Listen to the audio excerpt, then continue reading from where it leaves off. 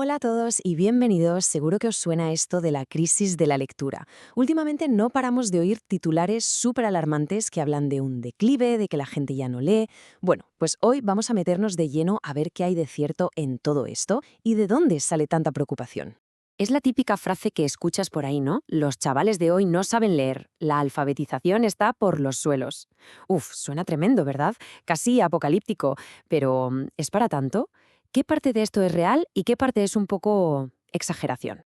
Y claro, para rematar, te sacan estadísticas como esta que te dejan helado. Ojo al dato, el 54% de los adultos lee por debajo del nivel de sexto de primaria. O sea, estamos hablando del nivel de un niño de unos 12 años. Es una cifra que, vamos, te obliga a pararte y pensar qué está pasando. Entonces, la gran pregunta es, ¿cuál es la historia de verdad detrás de todos estos titulares tan catastróficos? ¿Es una crisis real o se nos está yendo un poco la mano con el drama? Venga, vamos a dejar el pánico a un lado, a coger los datos y a ver qué nos cuentan de verdad. Vale, para empezar a desenredar todo este lío, vamos por partes. En esta primera sección lo que vamos a hacer es definir eso que llaman la crisis. Vamos a mirar los números de cerca para entender qué significan en realidad. El primer número que salta a la vista, centrándonos en el caso de Estados Unidos, es este, un 40%. ¿Y qué es? Pues es el porcentaje de alumnos de cuarto de primaria que leen por debajo de un nivel que llaman básico. Esto sale del llamado Informe de la Nación, que es como una mega evaluación educativa que hacen allí. Pero aquí viene la clave de todo, ¿qué narices significa nivel básico? Porque claro, suena fatal. La propia evaluación lo define como un dominio parcial de los conocimientos y habilidades. Y aquí, ojo que esto es súper importante. No significa que el niño no sepa leer, para nada. Lo que quiere decir es que le cuestan algunas de las habilidades que necesita para ir bien en su curso. Es un matiz fundamental que a menudo se pierde. Pero es que el tema no es solo de si se sabe leer mejor o peor, es también una cuestión de hábito. La gente lee por placer mucho menos que antes. Mirad el gráfico, es que es clarísimo. En apenas 20 años, el porcentaje de personas que leen por gusto ha caído en picado. Y esto, claro, ya no es solo un problema de la escuela, apunta a un cambio cultural mucho más grande. Vale, los datos nos dibujan un panorama que, como mínimo, es para pensárselo. La pregunta del millón es, ¿por qué? ¿Por qué está pasando esto? Pues vamos a la siguiente parte, a intentar hacer un diagnóstico y a desgranar las posibles causas que hay detrás de todo esto. Y como se podría esperar, no hay una sola respuesta. Es más bien una especie de tormenta perfecta, una mezcla de un montón de cosas. Por un lado, tenemos métodos de enseñanza que, no han funcionado tan bien como se pensaba. Luego, el brutal impacto de la pandemia. Por supuesto, el ascenso de lo digital, que compite por nuestra atención a saco. También las desigualdades socioeconómicas. Y para rematar, que en las escuelas a veces se le da menos importancia a tener una buena base de conocimientos generales. Vamos a hacer zoom en uno de esos factores, que es muy interesante. Los métodos de enseñanza. Durante mucho tiempo se usó un método que se llamaba el sistema de las 3 pistas.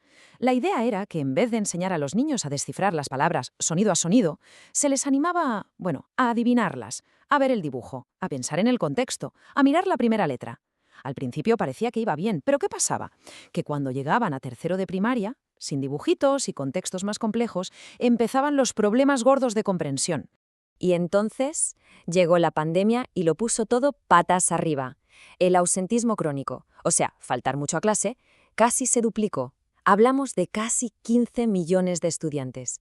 Y claro, esto no afectó a todos por igual. Las desigualdades que ya existían se hicieron todavía más grandes. Los hogares de familias negras e hispanas, por ejemplo, tuvieron mucho más difícil el acceso a ordenadores o a una buena conexión para las clases online, abriendo una brecha educativa todavía mayor. Y todo esto nos lleva a la siguiente pregunta. ¿Y qué? ¿Qué más da todo esto? Bueno, pues las consecuencias van mucho, mucho más allá de sacar buenas o malas notas. Vamos a ver por qué saber leer bien es tan absolutamente crucial. La diferencia es de verdad abismal. Por un lado, un buen nivel de lectura está ligado a ser un ciudadano informado, a tener más estabilidad económica, a poder pensar por uno mismo, a tener más oportunidades en la vida. Y por el otro lado, un nivel bajo te hace mucho más vulnerable a que te manipulen y está directamente relacionado con más pobreza, más paro e incluso con tener peor salud. Es que afecta a todo. Hay una frase que lo resume de una forma brutal y que da que pensar. Dice algo así como que la diferencia de clases del futuro va a estar entre los que saben leer y pensar por sí mismos y los que no. Es una advertencia muy seria de lo que nos jugamos como sociedad si no nos tomamos esto en serio. Pero, y aquí viene la parte más esperanzadora de toda esta historia.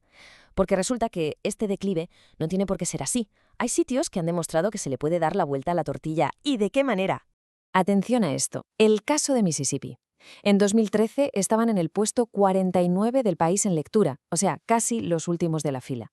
Pues bien, menos de 10 años después, en 2022, habían subido hasta el puesto 21.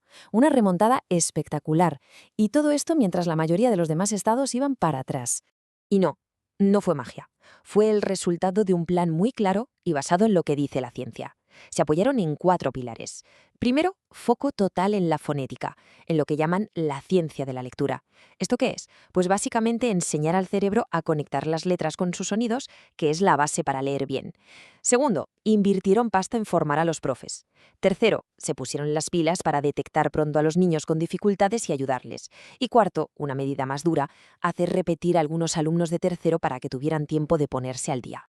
Lo de Mississippi es la prueba de que se pueden cambiar las cosas con buenas políticas.